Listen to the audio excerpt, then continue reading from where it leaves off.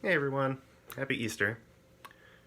My thoughts this year about Easter have been mainly about one pretty simple concept, and that is that Easter changes everything.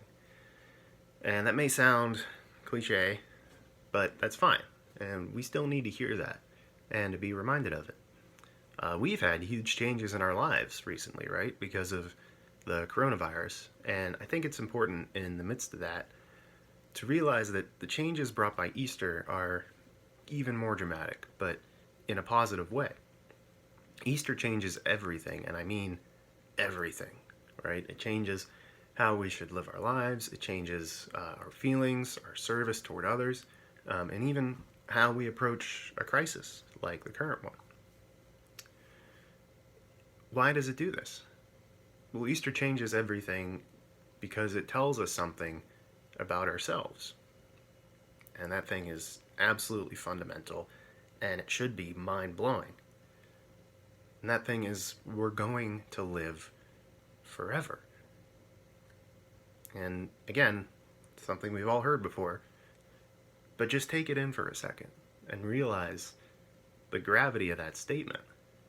Realize what that means. We're going to live forever.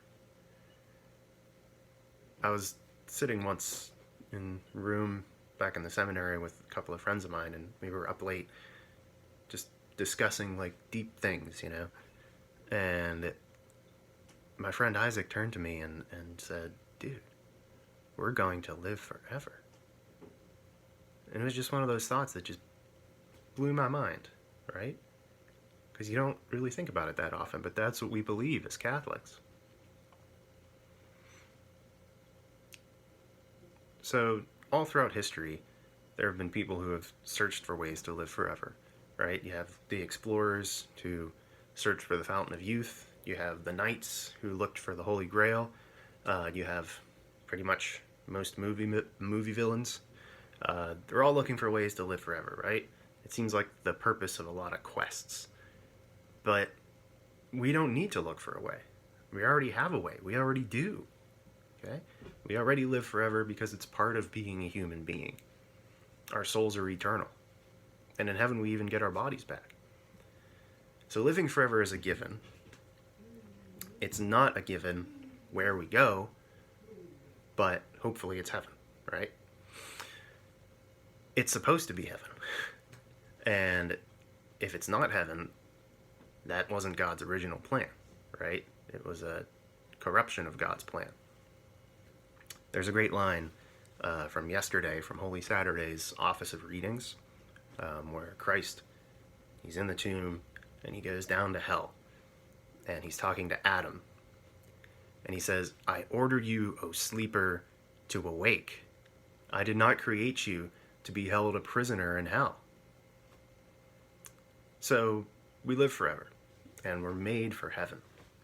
But how do we know this is true? We know it's true because of the resurrection, right?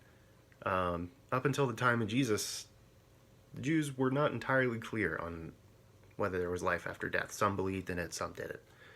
There were the Pharisees and the Sadducees, and the Pharisees did believe in life after death, but the Sadducees did not. Well, for anyone who witnessed the resurrection or believes in it, that question is cleared right up, right? The answer is yes. There is life after death. There is a resurrection. And if we follow Jesus, we'll be in heaven with him.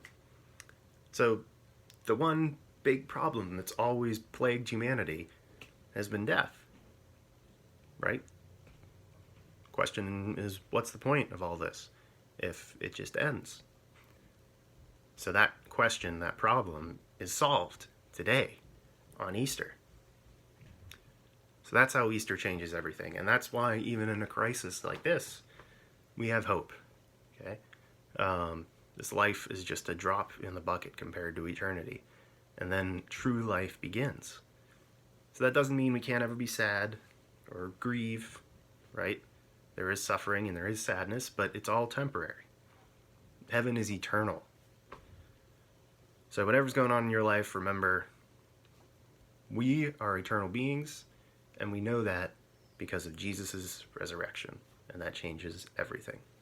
God bless.